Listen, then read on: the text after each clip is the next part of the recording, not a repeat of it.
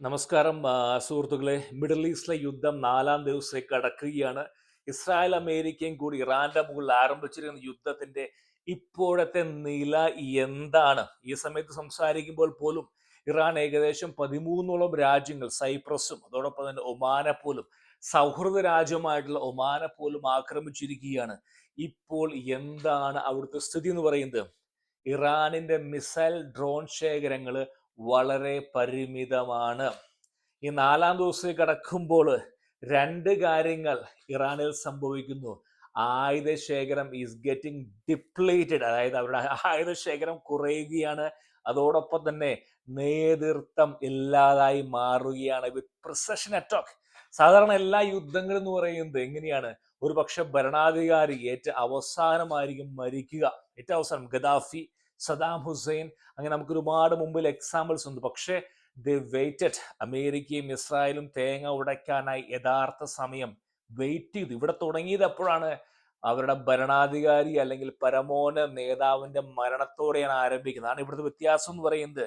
ഞാൻ സംസാരിക്കാൻ പോകുന്നത് എവിടേക്കാണ് യുദ്ധം പോകുന്നത്, ഇറാൻ എങ്ങനെ യുദ്ധം ജയിക്കാനാകും, അമേരിക്കയുടെ ഭീതി എന്താണ്, ഇതിന്റെ സ്പന്ദനം, ഈ യുദ്ധം നിശ്ചയിക്കാൻ പോകുന്നത്, ഗതി നിശ്ചയിക്കാൻ പോകുന്നത് ഒരേ ഒരാളുകൾ മാത്രമാണ്: ഇറാനിലെ ജനങ്ങളാണ്. ഇറാനിലെ ജനങ്ങൾ പറയുകയാണ്, അമേരിക്ക ഞങ്ങളുടെ അപ്പാർട്ട്മെന്റുകൾ, ഞങ്ങളുടെ സൗകര്യങ്ങൾ നശിപ്പിച്ചു, ഞങ്ങൾ ഒരിക്കലും അമേരിക്കൻസിനോട് നിൽക്കില്ല എന്ന് പറഞ്ഞാൽ ഈ യുദ്ധം വേറെ വഴിക്ക് പോകും. ഒരുപക്ഷെ ഞങ്ങളുടെ കൂടെയുള്ളവരെ കൊന്നത് ഇറാനിലെ ഭരണകൂടമാണ് എന്ന് പറഞ്ഞാൽ ഒരുപക്ഷെ ഈ യുദ്ധം വേറെ വഴിക്ക് പോകുന്നതായിരിക്കും. ഏതാണ് അമേരിക്കയുടെ ഏറ്റവും വലിയ ഒരു മൊമെന്റ് എന്ന് പറയുന്നത് വെച്ചാൽ ഇവരുടെ ആയുധ ശേഖരം കുറയുകയാണ്. ഞാൻ സംസാരിക്കുമ്പോൾ പോലും മലയാളം ചാനൽ വെക്കുമ്പോൾ അവർ പോലും പൊങ്കാല വിഷയങ്ങളും ഹോളിയും പിന്നെ ഏതാ കാട്ടാന വിഷയവുമായി ബന്ധപ്പെട്ട് മലയാള മാധ്യമങ്ങൾ പോലും ഇറാനെ മറന്നു തുടങ്ങിയിരിക്കുകയാണ്. കാരണം പറഞ്ഞു കഴിഞ്ഞാൽ ഇസ്രായേലിലെ ജനങ്ങളുമായി സംസാരിച്ചപ്പോൾ എൻ്റെ സുഹൃത്ത് അവിടെ അദ്ദേഹം പറഞ്ഞിരിക്കുന്നത്,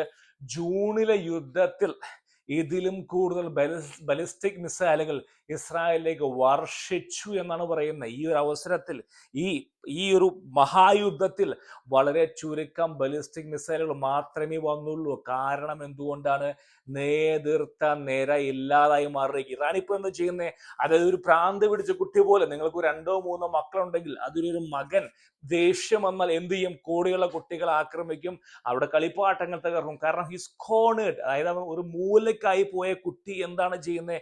എല്ലാം അടിച്ചു നിരത്തും. ആ ഒരു സ്വഭാവമാണ് ഇറാൻ ഇപ്പോൾ പുറത്തെടുക്കുന്നത്. കൂടെയുള്ള ആളുകളൊക്കെ ഖമേനിയുടെ അഭാവം വളരെയധികം ഇറാൻ അലട്ടുന്നു. കാരണം ഖമേനി ഉണ്ടായിരുന്നെങ്കിൽ ഒരു കാരണവശാലും ഇത്രയധികം രാജ്യങ്ങളെ ഒരുമിച്ച് ആക്രമിക്കില്ല. സൈപ്രസ്, എന്തിന് സൈപ്രസ്, എന്തിന് ഒമാൻ? ഒരു കാരണവശാലും അവർ ചെയ്യില്ല. ഇതെന്ന് പറയുന്നത് രണ്ടാമത് നേതൃത്വം. ഖമേനിയുടെ കഴിഞ്ഞു, ഖമേനി കഴിഞ്ഞു, 1-ാം നിര കഴിഞ്ഞു, 2-ാം നിര നേതൃത്വത്തിൽ അറിഞ്ഞുകൂടാ എങ്ങനെ ഇത് മുന്നോട്ട് കൊണ്ടുപോകാൻ സാധിക്കുമെന്നുള്ളത്. ഇതാണ് ഇവിടുത്തെ പ്രശ്നം.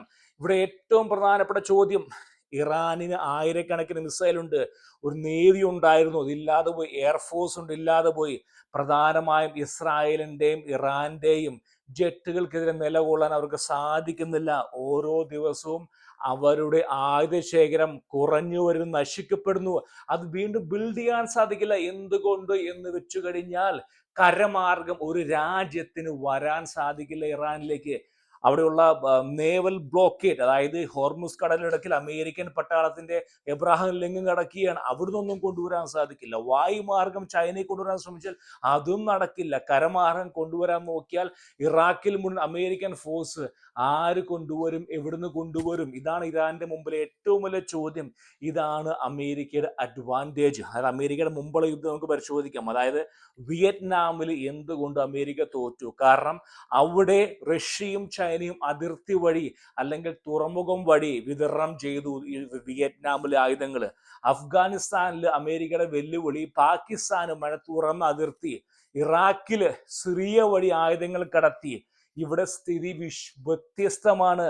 ആ വായുശക്തി ഉപയോഗിച്ച് ഇറാനിലേക്ക് പ്രവേശിക്കാൻ ആർക്കും സാധിക്കാത്ത അവസ്ഥ. അതാണ് പ്രശ്നം. ഈ യുദ്ധത്തിന്റെ ഏറ്റവും വലിയ ഹയസ്റ്റ് പോയിന്റ്, 2-ാം നില എന്ന് പറയുന്നത്, നേതൃത്വ നിരയില്ല. ആരാണോ കൊണ്ടുവരാൻ ശ്രമിക്കുന്നത്, പ്രിസിഷൻ അറ്റാക്ക്. ഇന്ന് നമ്മൾ അറിയാൻ സാധിച്ചത് ഇറാനിലെ CCTV പോലും ട്രാഫിക് CCTV പോലും മൊസാദിന്റെ ചാരന്മാര് അവിടുന്ന് ഹാക്ക് ചെയ്തെടുത്തിരിക്കുകയാണ്. അതായത് ഒരേ ഒരു വഴി മാത്രമേ ഇനി ഇറാൻ രക്ഷപ്പെടാൻ ജയിക്കാൻ സാധിക്കുള്ളൂ. അതായത് ഇറാഖിലെ പോലെ ആയിരക്കണക്കിന് അമേരിക്കൻ പട്ടാളക്കാരെ കൊല്ലുന്ന ഒരു സാഹചര്യം വന്നാൽ മാത്രമേ, അല്ലെങ്കിൽ ഹോർമുസ് കടലെടുക്ക് പിടിച്ചെടുക്കുക.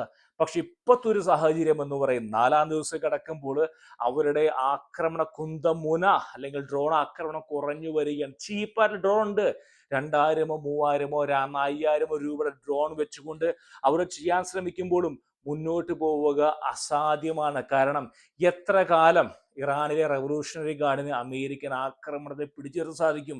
കാരണം ഒരുപക്ഷെ അമേരിക്ക നിങ്ങൾ ചിന്തിക്കുന്ന പോലെ ഒരു സർക്കാരിനെ, പാവ സർക്കാരിനെ കൊണ്ടുവരിക, പാരീസിൽ നിന്ന് ഒരു ഫ്ലൈറ്റ് കൊണ്ടുവരിക, അല്ലെങ്കിൽ റിയാദ് പഹൽവിനെ കൊണ്ടുവരിക, ഇതൊന്നും നടക്കാൻ പോകുന്ന കാര്യമില്ല. നടക്കാൻ നിശ്ചയിക്കുന്നത് ജനങ്ങളുടെ സ്പന്ദനമാണ്. ജനങ്ങൾ മനസ്സിലാക്കിയാൽ, ഈ ഒരു അവസരമാണെന്ന് മനസ്സിലാക്കിയാൽ മുന്നോട്ട് വന്നാൽ മാത്രമേ ഇവിടെ സാധിക്കുന്നു. ഇവിടെ അവസാനമായി ചോദിക്കുന്ന ചോദ്യം എന്ന് പറയുന്നത്, ഇത് ഇറാൻ ദുർബലമാകുമോ, ഭരണകൂടം വീഴുമോ, അല്ലെങ്കിൽ നീണ്ടു നിൽക്കുന്ന സംഘർഷമായി മാറുമോ? നീണ്ടു നിൽക്കാതിരിക്കണമെങ്കിൽ അമേരിക്കയുടെ അച്ചീവ് ചെയ്തേ പറ്റും. അമേരിക്കയുടെ ഗോൾ എന്ന് പറയുന്നത് ജനങ്ങളെ, അതായത് ഇവരുടെ എല്ലാ ഹെഡ് ക്വാർട്ടേഴ്സും അല്ലെങ്കിൽ ജനങ്ങളുടെ തെരുവിൽ ഇറങ്ങിയില്ലെങ്കിൽ ഈ യുദ്ധം മുന്നോട്ട് പോകുന്നത് തന്നെയായിരിക്കും.